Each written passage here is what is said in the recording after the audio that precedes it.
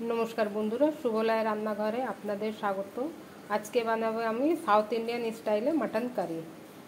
आमी सब आस्ते आस्ते मसला नियेछि। आमी गैसे कड़ा बसिए दिएछि, देबो अल्प तेल।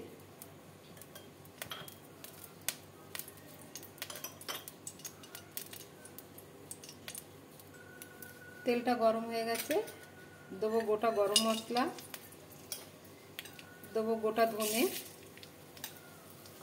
देबो गोटा जिरे,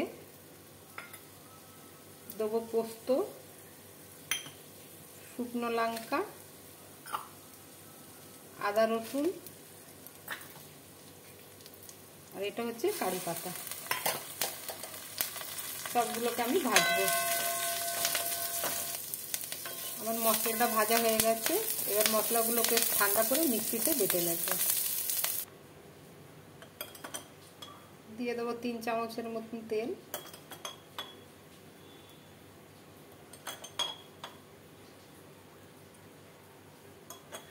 তেল একটু গরম হতে দেব। দিয়ে দেবো দুটো পেঁয়াজ কুচি। এটা আমার দুটো মিডিয়াম সাইজের পেঁয়াজ আছে।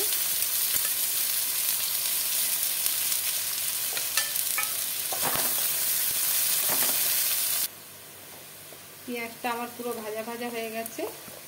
এবার দিয়ে দেবো মাটন।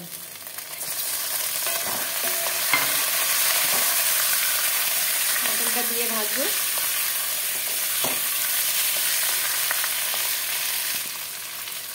যে মশলাটা বেটে রেখেছি দিয়ে দিচ্ছি মশলা।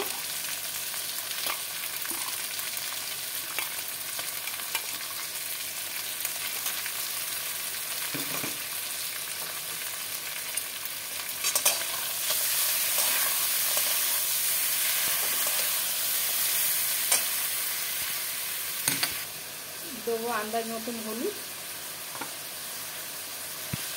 দেবো স্বাদ মতন লবণ,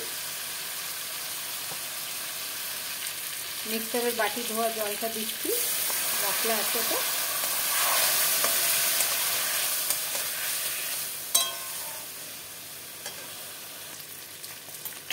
আমার মটনটা কষানো হয়ে গেছে, মশলায় তেল বেরিয়ে এসছে।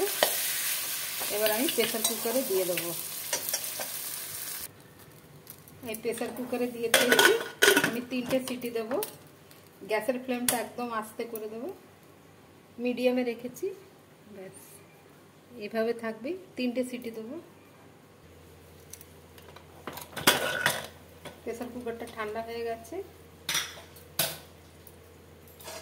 দেখিনি মটনটা কতদূর সেদ্ধ হয়েছে। মটনটা সেদ্ধ হয়ে গেছে, আমি কড়াতে ঢেলে নেব। আমার মটনটা রেডি হয়ে গেছে। এবার আমি অন্য একটা পাত্রে ঢেলে নেব।